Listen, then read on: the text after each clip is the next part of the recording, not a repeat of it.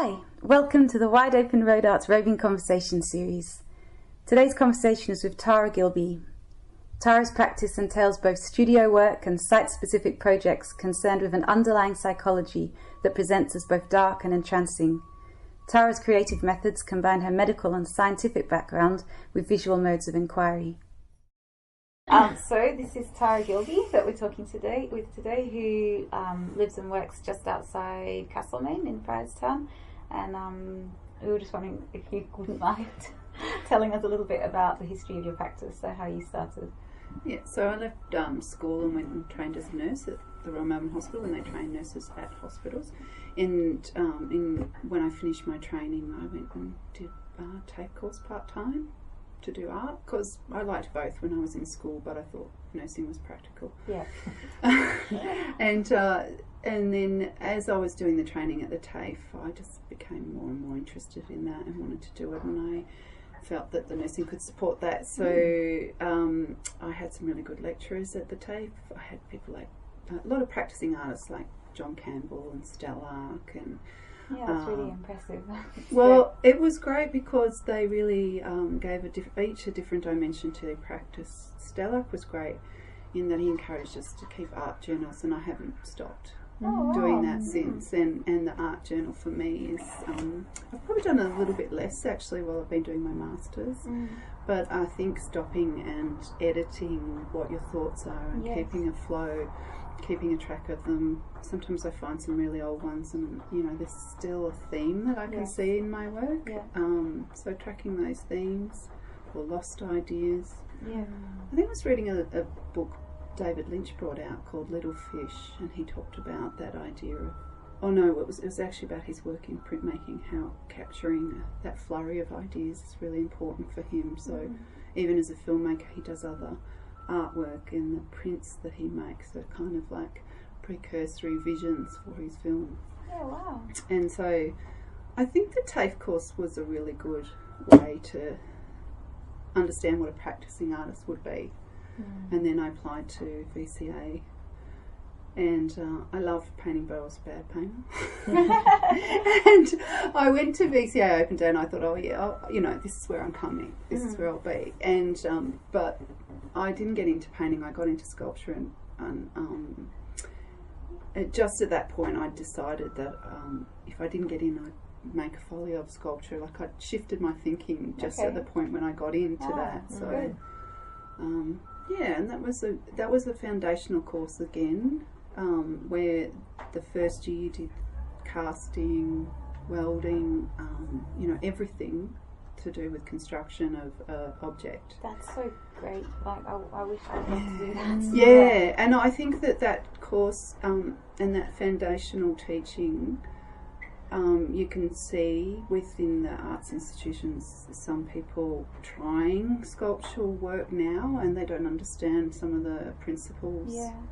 Like, it's okay to have had a practice in drawing for a long time and want to make sculpture, but there's a lot involved. I think everyone should do foundational sculpture, actually. Is it possible, is it an option to just do a foundation year in sculpture? Does that exist as a thing? No, I don't think so. I think you can do. I did electives, so sculpture was my major, and I did photography, and so I used to bring my sculptures in and do photograms of them, and and I really loved the alchemy of photography. So that's what I've run basically along with for the rest of my time. Is this sort of photography gives me a ethereal way of demonstrating form.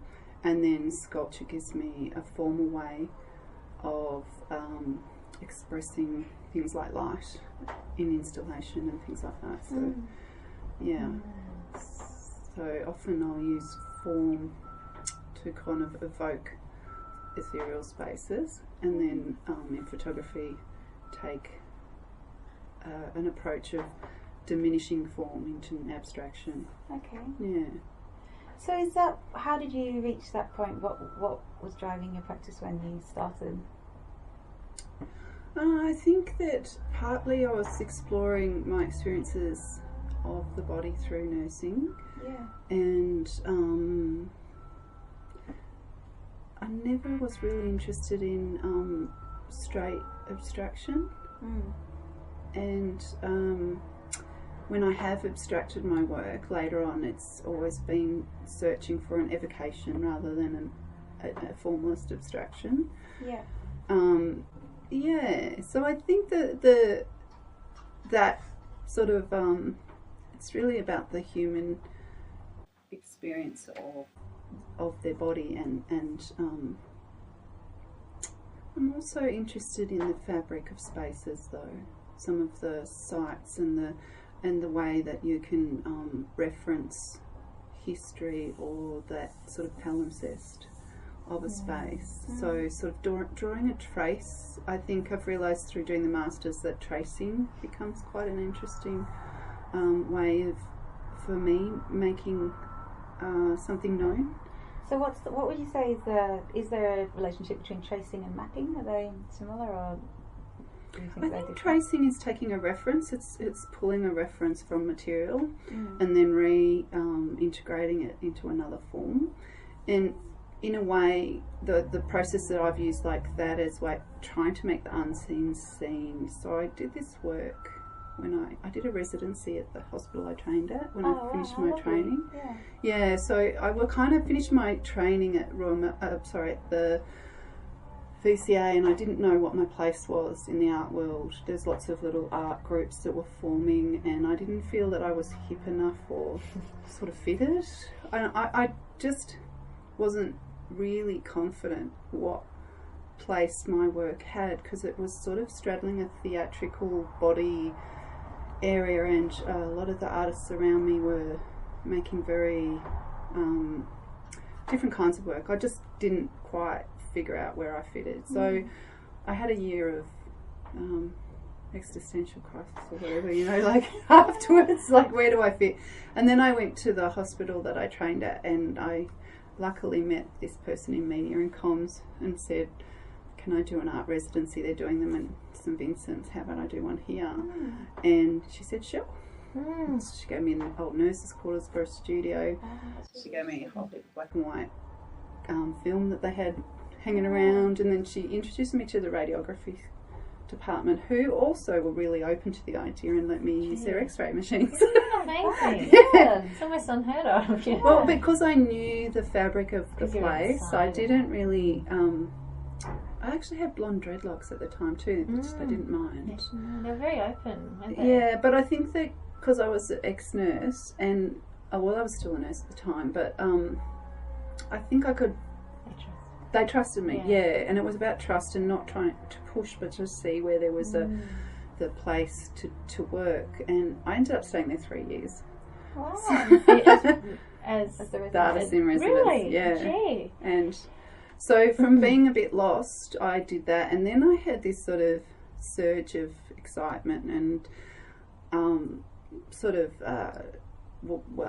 let's try everything. And so I actually rang some artists to collaborate with me, and I rang Patricia Piccinini, and she said, sounds interesting. I'm off to Japan though. And I was like, okay, that's fine. But the conversation was so open and easy. I thought, all right, well, I'll keep going. And so I rang a woman called Lauren Berkowitz, who was doing some work with video at the time, and her husband, Henry, was actually a doctor. I didn't know all this. I don't know how I got onto her even. I don't even know how I found their phone numbers in that old age of, phone books or whatever. And she was really interested. She said, let's do a video together. So we did a video, and that's on, I think it's on the web somewhere. It's actually in an archive. So what was it that she was interested in? What was it? What was the ideas or the thing, the project? Her work was revolving around she was really interested. She'd done a work in a knitting mill, and she was interested in this. Her work has a sense of pattern and form that draws on a bit of the sort of industrial or institutional. So she's done a lot of work with recycled things like test tubes and that, and paper and stuff. But her work has a very formalist pattern. So she was looking for patterns and interesting elements in the space, and we just got together got this funny little video camera. I can't even remember which one it was, whether it was hers or not. And just wandered around the space, worked together, and then said, what are we doing? And then figured it out. And because I've been doing work with the radiology, I said, we're actually just looking at the corridors. We're not looking at the people in the space. We're looking at the corridors, and the corridors are the feeding, like the arteries. We're going through all the arteries of the building. Let's composite that with angiograms, which is dye going through the heart and the vessels. So that's what the work was a composite of shots under the basement and through the sort of stairwells and things like that. And it was great because it was a really open dialogue in the space of making work. And very fruitful for you working with her. Was that? She was a great mentor about professionalism. And she taught me the generosity that artists have, and the risk that I took in asking her to be involved paid off, because she had a lot of experience and knowledge. She was really real, open and real and warm, invited me over to her house for a cup of tea, that sort of thing. And in the end, she had connections, which wasn't why I contacted her. And we ended up doing a group show for the Melbourne International Festival. Oh, great. So from lying on my bed going, where do I fit in the art world, all of a sudden I never would have been in the International Art Festival. So we did, and she got some money, and we did a catalogue, and so it was all in the process of collaborating with her. And she always treated me like another artist, and I respected that. She didn't, looking back, she could have treated me like an assistant to her idea, but she didn't. And so that was really, really lovely. And because I had such a good experience with that collaboration, I endeavoured to collaborate a lot after that. So that's one of the questions we've been asking people. How does collaboration play into your practice? Is it still? I didn't have such good experiences later. Later. I think I started off with some quite good experiences, and then I think it's just recently through a strange course I did with my work we were talking about project management. I did this one. It's the Toyota designed it. It's called Six Sigma, and it's about project management. Okay. And one of the first principles in project management is whether you have buy-in. Okay. And I learned later in collaboration that I was driving too much, and that without mutual buy-in or mutual partnership, that those projects that I wondered why they didn't work. They didn't work because basically they didn't have the mutuality in them. So is that you were pushing them and you were doing more than them? You wanted it more than they did, maybe. Yeah. And for various reasons, it might have been more my idea than anyone's.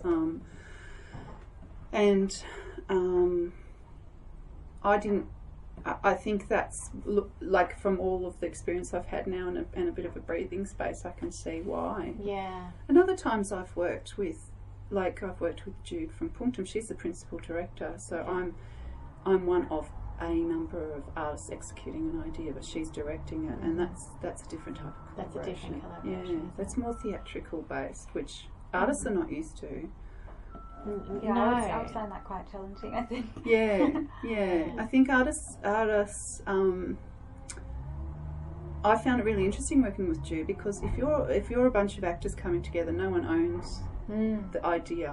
You're all bringing it together, so they don't get like artists. You get a bunch of artists together, and they start to get protective of ideas and who owns what and what's their patch, and so I think it's interesting. Identity is a different factor in art, perhaps in visual art. Yeah, different things at stake, and so I think having collaborated in theatre and other contexts, I think that's been a really good way to see how practice works. So what about solo?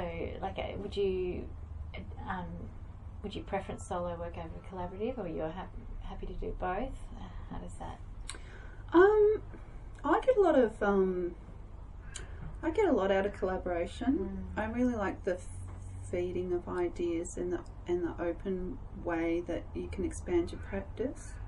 So I don't preference either, but I have learnt just recently through doing my masters how much you have to dive into making to realise some ideas. I think I lost sight of the studio practice side of things for a while, and so doing my masters this last couple of years has been really good about actually, it's only through working with the material that the answer is going to be known. And I applied too much project management thinking to art That's making. an easy mistake. A thing to do, isn't it? Well, it's hard when you're time poor. Like we've discussed this. Lack of time can actually, you end up doing, making a certain type of art because you don't have time to delve into that studio thing. Which I think we feel that's we're in what that we talked state. about Yeah. when we interviewed each other. That can be a parenthood thing too, I feel. But there's been a lot of I think they had the Norman Path residency with the feminist show last year at ACCA, and they had a lot of discussion about art making and motherhood. And I thought, I'm so past that now. I don't want to talk about it, but I think there is a real context in which it depends on the partner that you have, whether they support your practice. If you have a partner, if you are co-parenting, solo parenting, so there's no one context. But when I started the masters, my daughter has been living with her dad this year, so I haven't even had to cook her a meal. Oh my gosh. Talk to us about that. The whole thing of regular cooking of meals and everything, and stuff like that. Spending time looking after bodily needs. Yes, So I said to a person I was talking to about my experience with the masters, I said, I'm so used to making art between the cracks, but now the door is wide open, I'm scared. Yeah, what's that like? I'm really scared. Is it sort of like too much It's time daunting. in a way, like of going, how do you feel that space? It's about my sister, who's not artistic at all, she makes wine, but sometimes there's a similarity in the making and crafting of things, said to me a long time ago, she said it's like, because she's a sporty girl, she said it's like rowing. You've got to get back into it and train up. And I think that's what it's been like. That's why I think the Masters by Coursework works for a lot of people, because they're back training up. That's a really good point. And otherwise I had a lecturer who, when I was in my first or second year, she was in this same place I am, and she said, my kids are grown up, and she said, it's like the chooks. When you open the door, they stay inside the pen because they're used to being in the pen. They don't know how to get out. The barriers are still there. So it takes a while to readjust and reform that making space, I think. Especially depending on if somebody treated it like an indulgence or that. Like my mum gave me some inheritance to go overseas to do a mentorship before I did my masters. Like a 2-week residency. And it's always sort of said, that she was really encouraging of my education. So that's made a difference for you. Yeah, one family member supporting. Just one. That's all you need. Was that the residency in Italy? Yeah, the one at the one that you sent me. Città dell'Arte. So that looks amazing. Yeah. So what did you make while you were there? It wasn't a making residency. Oh, because it was attending. You're going to classes. Yeah. That's right. So it was a different model of residency. So I've done a few where you make work and a project, and there's sort of an environment or an outcome. But this one is basically like a masterclass. And so it was 2 artists, they were a couple, and they'd done some amazing work around. You would have loved it actually, because it was about art in public place. Reading what you sent, I was like, oh, that looks really good. I do. But they were radical thinkers, like I hadn't had those kind of conversations since the 90s in Australia about money, politics. And it was about, the whole framework was, how does an artist in precarious times deal with precarity? And so the word precarity was on my lips when I came back for a long time. This is like we are. Sometimes when you take a step out like that and you look back and you go, it's not just me who's not making this work. The world is making it hard for anyone to just live, let alone an artist who steps outside of the machinations. There's an even higher risk and precarity in that. So this is the driving force behind these interviews, is for us, is realising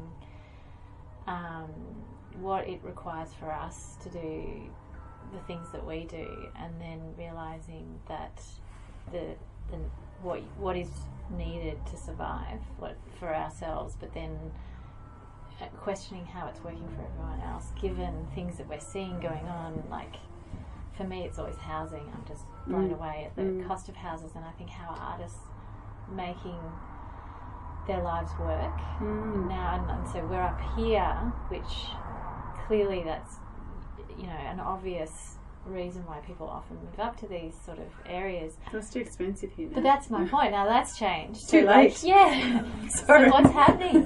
You know, what's happening? I'm thinking about the next stop, because I've moved through a few gentrifications. Right. At my age. Yeah. But also actually going on that residency. Because you're moving, they're following you. You realise that? No, I'm on that wave. Like, the wave's already there, and I'm just surfing on the top, not the back. Yeah. Which is that's the point. But you have to have flexibility to do that. You know, you have to have, like, my partner and my daughter's father came at the time. You know, I gave him an ultimatum, but sort of like. And we were going to buy a house that was like 70,000, and it had like holes in the floor, and had in Vaughan, beautiful Vaughan. The guy who ran the Castlemaine State Festival, Martin, and his wife bought it in the end. We were against them in auction. They had a place in Northcote, and they thought they'd have a holiday house, you know. That's so annoying. But no, it was actually advantageous because a friend told us about the house we bought, and it actually had floorboards. So I separated from Ash's dad, not, you know, like 6 months later, so she still had floorboards in the place, so it was alright. Yeah. But I think the good thing about going on that residency, because that was all about precarity, but about housing as well. So the really interesting. I should go with you, Helen. Well, we'll go to Rotterdam. Actually, that's the people were from Rotterdam, and what was interesting there was going out of Australia, which has become much more easily adapted into the capitalist system than places like Rotterdam and Italy, who have a socialist sort of framework and bone within their sort of their knowledge. Well, and there's resistance because, you know, their history, that's right. Resistance, which we don't have. Yeah, so there's there's a different political melting pot, and so you get out of your common ground in Australia, and you look at Australia again, and then you look at it in another context, and you start to feel maybe a little.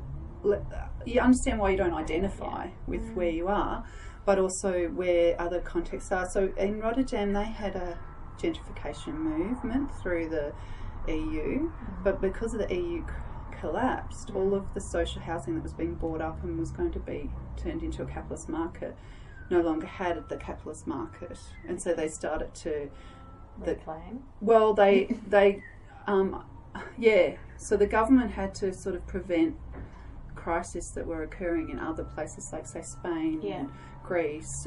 So they kind of re-identified ways they could use it, and these people were the Stadtmark people were kind of mobilised as a group, and so they got housing and co-opted it and basically did what we did in the 90s and just built makeshift walls and sort of, you know, studio spaces and kind of cooperative, collaborative living and really old school anarchist models of, you know, collective work. And I don't think anyone in the younger generation of Australia would even understand an anarchist or collective model of living. They wouldn't have experienced it.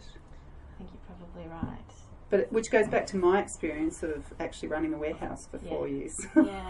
So tell us about that. Was that a deliberate, you know, were you trying to create that collective anarchist space consciously, or? No, it wasn't political. It was survival and idealistic. So I had idealism, and I think that the reason why I've survived is because I have that streetwise, you know, coming from the working class suburbs, you see an opportunity, you make something of it. Yeah. And, you know, we were talking about squatter and monopoly. There's different ways of classes operating, and I suppose I came from a working class background, sort of working class, like whitish, bluish collar, and it's sort of like roll up your sleeves, find an opportunity, and And turn it into something? Yeah, so I got this wind of this idea of these big warehouses in Richmond, and I only wanted a little one with a friend. We were going to do it. She's just quite a smart, savvy girl. I always join up with some interesting people. It's good to get her onto those people. She had this bright flaming red hair, and she was really energetic. Anyway, so we chucked in $1,000 each to set up a warehouse. It's not much. No. Yeah. It's not compared to and it was 8,000 square feet. We were going for 3, but this one turned up, which was right next door to my boyfriend. But it was in a precinct in the knitting mills near the corner hotel. And my friend, who was a nurse, looked at me and she said, "Oh, if you get in trouble, I'll help bail you out." And I looked at her and I was thinking, what trouble? What trouble would I get into? Not thinking, oh yeah, so I'll be responsible for $2,000 a month for 2 years. This is a commercial lease. And if I renege, I'm in trouble. But I didn't even think of that. I was so naive and so idealistic. Yeah. And then I wanted that collective working model. So I had people sort of around me who had different ideology. And one of them was a girl who was a fierce feminist anarchist who didn't like my model, which was I cordoned off a portion and rented them out of studios for income. Yeah. So that was a capitalist model to her. And how were you meant because to be it was funding it all surplus. then? Well, how was it meant to be paid? Well, yeah, exactly. It was just my wage for running the thing. Yeah. So other people were occupying the rest of the space, and that was the collectivist, and they were covering rent. Yeah. So we cautioned off about. We didn't actually arrange it very well, but my architect boyfriend drew up the plans for it, and and when you're young and you've got lots of friends who've got different skills, that's handy. Yes. And we built walls, so I learned how to build a proper stud wall. Yeah. And we built 6 bedrooms of different sizes, and then there was a huge open space. Yeah. And we had this roof leak, and so people were living there. Yeah. So it was a living. Yeah, and that was, I don't think that was covered either, like as in, I could have been done for all sorts of things. Inappropriate living or whatever. Council could have done you. Yeah, but they weren't onto things like that in the 90s. This is the thing. Things weren't as regulated, or at least closely regulated in the way they are now. My sister moved to Italy in early 2000, and she said to me, it's become over-regulated in Australia, and that was in 2000. Since then, I know. It's got highly way worse. Yeah. But so, I mean, the things that they do in Rotterdam now in these social housing is not much different to that. Yeah. But nobody's crunching them. But yeah, so we had 6 people living there. We had this sort of money coming because we had this roof leak, so we built a stage. A lot of camp people that I live with who like to put on sound of music, and we had this huge living space. But if I'd redesigned it properly, I would have given the people that had the bedrooms a studio space as well, because a lot of them were artists. They didn't want to rent the studio spaces that I was renting. Okay. But it actually went for 4 years, and then Mukamura's son built her a flat and a gallery next door, and that was the start of the gentrification, and we got kicked out for apartments. So So art kicked you out. Yeah. Yeah. Well, just the gentrification that was the writing that was on the wall, because warehouses became great. They beach sure houses. did. They sure did. So now you're saying you're feeling it here, like you're feeling it happening here. Is this something that would make you want to leave or seek out another spot, or do you think you can make it work for you? Well, I bought here, so I'm okay. Oh, yeah. And I've got 3 sheds because I'm a collector of stuff. I've been hauling things out of my shed to make my master's work, and thought, finally, all this stuff that I've been holding on to, I'm actually making work with. Yeah. Because I kind of did feel bad about hoarding all these materials, but as a sculptor, you tend to be a bit of a bowel bird. Yeah. So the sheds, as much as they've been full of stuff and not really operating as making spaces for a while, have served their purpose. I often think about leaving because the house itself is a very old house. It's an 1880s miners' cottage. Oh, lovely. Unless you were sick. To the visitors. Yeah. Yeah. It's cold, is that what you mean? I've just realised with health that if your health is precarious, a small sort of breezy So it's breezy. What's it made out of? Weatherboard. Weatherboard. Yeah, you have to run a wood fire, and I had a recent back injury, and lugging wood into a wood fire, that sort of thing. So, you know, like, I'd love an eco-sustainable I bet you'd love to house. just flick on a switch. And, I'd love to live my, you know, I got solar really early. Yeah. I got insulation before they zapped Yeah. themselves. I did everything that I could to make it energy efficient, but it's still breezy. it'd be like fitting this place out. Yeah. It's sort of, so, and I kind of having a hankering for that sort of warehousey thing again. I want the big tall ceilings and light. I miss that. Mine's cottages are very low. It's so low. So they're little old lady feeling. I want to feel a bit more expansive. Cozy. Yeah. But yeah, warehouse is an opposite feeling, isn't it? So I read this book that was called House as Representation of Self, and I was just thinking about it yesterday. I lost it because I lent it to someone. But this woman spent 10 years interviewing people and getting them to draw their house as if it was a person. So it was an anthropological sort of exploration. It was a great book.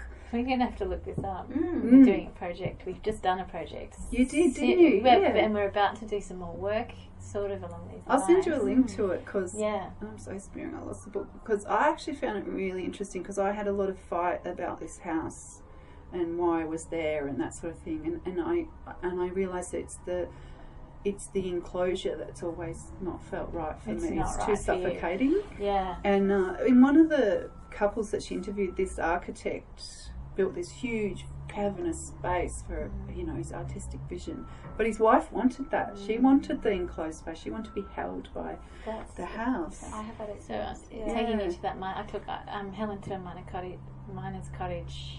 You should buy my house. Yeah. I want to buy. I saw a dairy in Echuca on the river or something nearby, and I was like, "That's what I want—a big place." Anyway, go on. Sorry. Sounds amazing.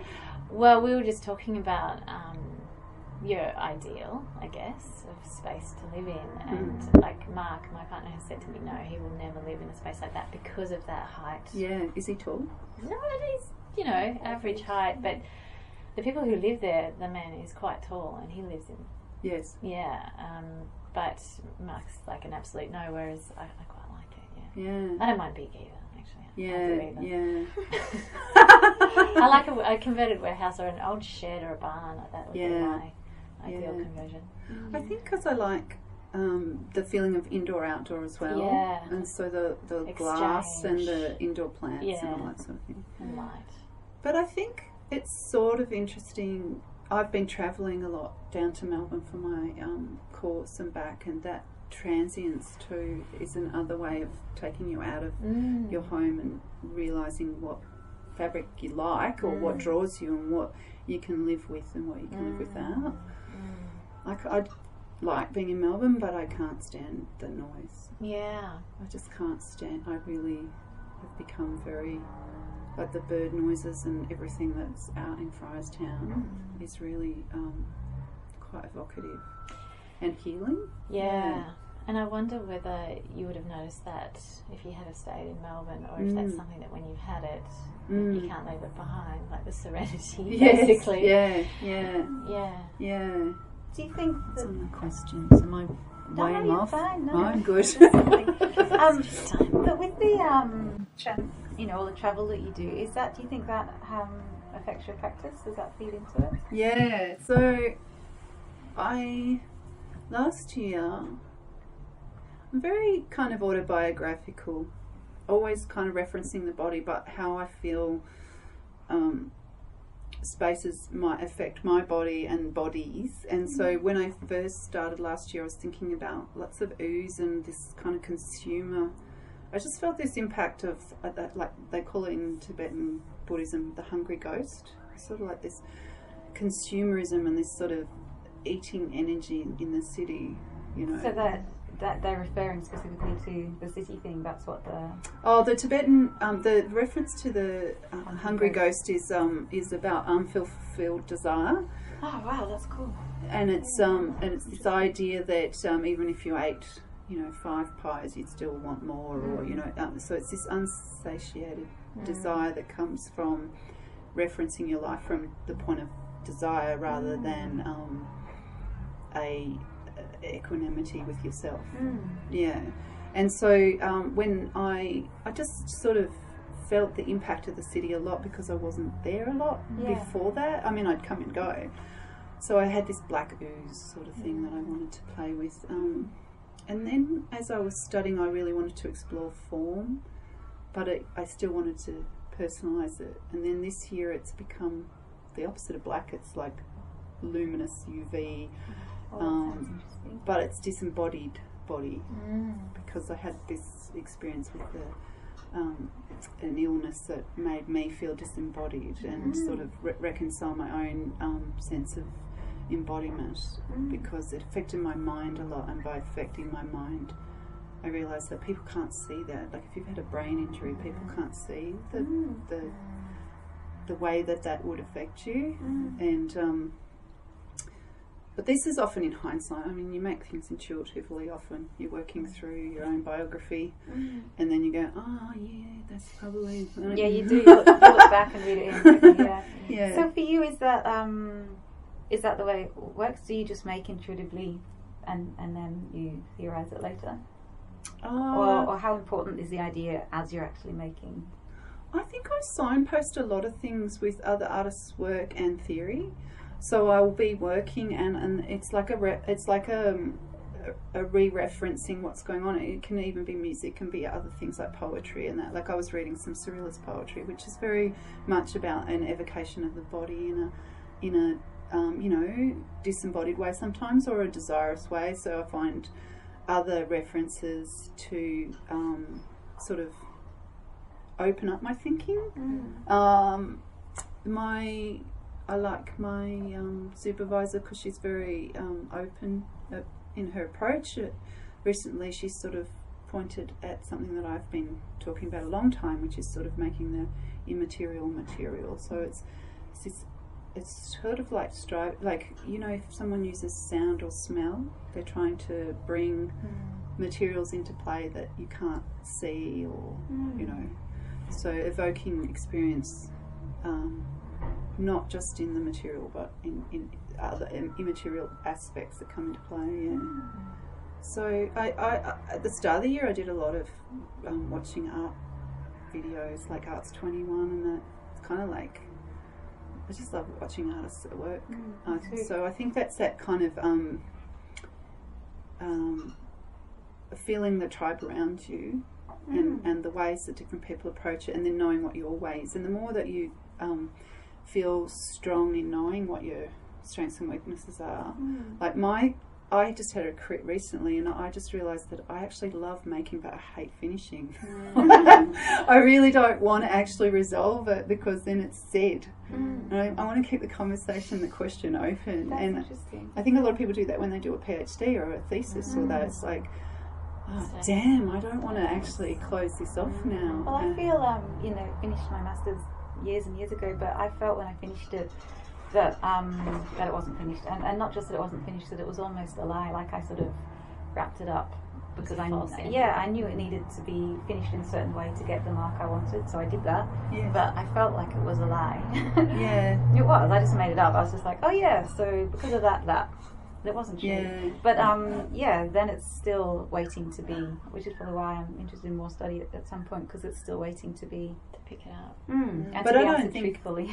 Yeah, well, that's nice. But you probably did. It wasn't a lie. It was just a comma at the time. Yeah, nice way of putting it. But I think artists are never like, you know. There's some artists that just go in while their paintings are hanging and paint them. You know, it's not.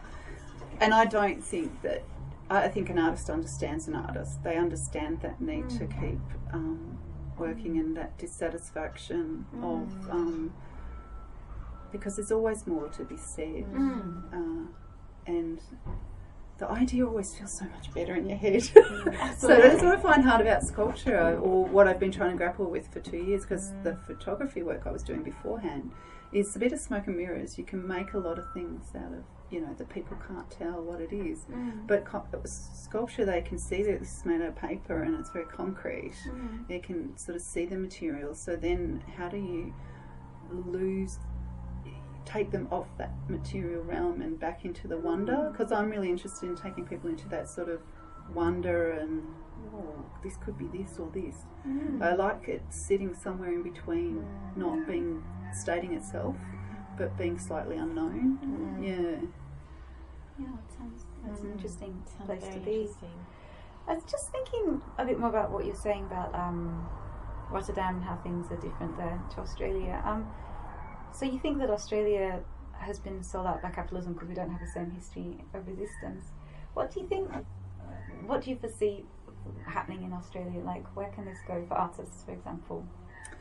When I came back, I realised that we are sort of slightly fat, greedy little pigs. You know, like as a nation, you know, I think that we're being sold into the neoliberal right wing, you know, cruel othering of people, like, you know, like the refugee situation and things like that. And people that don't agree with that are horrified and don't feel that they can take the pigs that have got their snot in the trough out. There's too much vested interest with politicians, and there's too little way of articulating resistance to the lack of humanity that's been expressed in contemporary Australian politics. But that's because the middle part of Australia are all happily existing on a reasonable income and a reasonable, you know, a lot of, it's not just politicians, but a lot of the middle class actually have, you know, negatively geared properties. I think that has affected our property market and put a precarity around a lot of people, because that they're not going to get, that's too much self-interest in that. So the self-interest that is fueling Australia, unless there was a crash and that was realigned, and I keep thinking it's going to happen any day, but I can't see it. And then you've got to know, if you're one of the precarious ones on the outside and that crash happens, you're going to go down with the greedy pigs. Oh, it's not going to suddenly make things fair. No, it's going to be I think it would be a really awful fight. I mean, if you look what happened, I thought it was really interesting when we were in Rotterdam, we were talking about Spain. So Spain and Greece got much more socially orientated because it was a fight for survival. So things like in Greece, they took over a soap factory. These people were they were going to be made redundant, and so they bought out the factory as a collective that was going to just be, you know, made, you know, redundant. And then they started as a collective looking after each other's families, and then they started looking after the community, and then creating produce and that was related to what the community needed. And this actually made me think that we do a lot of that in Castlemaine. So that's what I do like about Castlemaine. It's redeeming about this town. It's not like Dalesford or you know, say Lorne or something like that, which is a tourist town. It's a town that actually looks after its own. And we do have that, what do they call it, transition town sort of mentality. So those things happen under duress, but a lot of people, like in Spain, were made homeless within, you know, like a week. And those sort of things people didn't expect. But just like people in Syria didn't expect to go from working to being bombed. So what about sustainability for you as an artist? Like, I'm trying to figure out where the next wave is. I don't know. I'm not sure, because age comes into it as well. I'm tired. I'm getting close to 50. And I'm getting tired of reinventing myself. The one thing happens when you don't actually run so there's a few times where I could have stayed in a job that was sort of suitable for me, but it felt like closing in on my like becoming too closed, and if you do something for too long, it limits your options. So I was working as a research nurse in sexual health, and they're both really small areas, research and sexual health, and I just decided to retrain to do more broader nursing. So I had a little child at the time. And I suppose now I've had so many hats that there's that opportunity, they all kind of fit each other. So when I got offered this opportunity to teach art this year, I had all the institutional knowledge that I could work as a sessional, because I just went, they'll need to know this, and I'll have to put my pay sheet in and time. You know, because I've worked in so many different places. that I could work within the institution really easily. So could you see yourself being able to do that? So I think the short answer to that is adaptability. And yet you're sort of honing in on something, that adaptability, but there's a point like that can wear you out as well. Yeah. Like having to constantly adapt. Yes. And these are sort of like our questions about what conditions do we need, or well, I don't think it's going to happen, but I mean, I saw a change in arts funding where it's this, festival focused, audience number type focus in expenditure, and that, if you've had lots of people turn up, they might have all been eating ice creams and not given a damn about the artwork, but if they turned up, then that's a success. And there's so many festivals and so much money. I look at that thing that's been built, that pavilion every year, and I think about how much money goes into building a little thing for a few people to talk in, and then it goes away. The MP pavilion for the Melbourne Festival. Oh, okay, yeah. And I think that there's too much put into the infrastructure around festivals and not enough into securing artists' sort of sustainability. But paying for the labour. Yeah. And so people in those festivals often use art that's been made for free as well, or made on another kind of commission structure. So they're always looking for something that's almost like shovel ready, and they just sort of shift it in because they're not actually, there's a few commissions that go into them, but they're not really wanting to expend money on the making of the art. It's curious, isn't it? Yeah, but it's curious, but it really makes you very cynical as an artist because there isn't, like, there was no scholarships for me to go to uni. I thought there was. I tried really hard. Apparently I didn't tick the right box when I first enrolled. One was something like that, and then I applied to different things. There's not much support for women. There's not much support for parents, and so I think that those sort of and they wouldn't exist in a neoliberal society because it's actually it's all about product and produce. And so even I think Jude once said, we're like farmers, we're the producers. The milk price is like 1 cent, a litre or something, and that's, damn it, you have to deal with it. And I think that artists are the producers that are really, like the festivals are like Coles and Woolworths. And that's not very helpful for this, is it? It's absolutely exactly what we're wanting to hear. Yeah. So what I you think about that. Sometimes there's a crafty side in me. So there's the cynical side that kind of goes past the MP pavilion. Go, how many workers on that site? What was it? The Melbourne Fair that was outside Acker Square at VCA. I looked at how many people were putting that thing up, the structure up and down, and I was going, add up the wage there. Yeah. Okay, that could have been, at least 10 scholarships. Yeah. It's a funny way that we approach value and. What Australian society is prepared to pay for, what Australians are prepared to pay for. It's just, or what I'm sure it's different in Europe, but how different, I'm not sure. But I think the whole art market is another question. That's quite a big one that a lot of people have addressed, and I don't think I can give it sophisticated airing right now. But I think that it's that shift where art. At least culture is seen as something that is a fabric of society in some places, but the art still is about money laundering to a lot of... So, I mean, you put a lot of money in to make that Melbourne Art Fair so that you can have sales for galleries, but those galleries need to exist and so that art is seen. Yeah.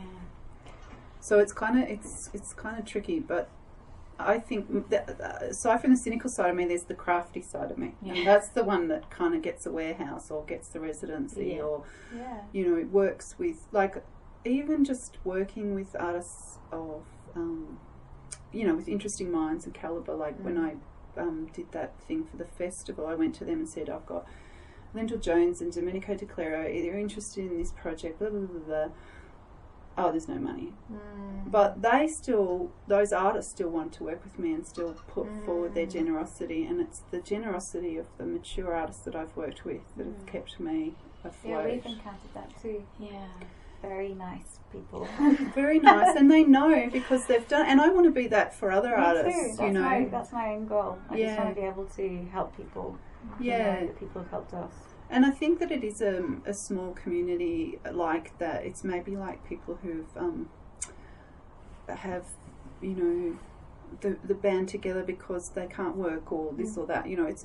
It becomes, the community becomes an important fabric for self-support.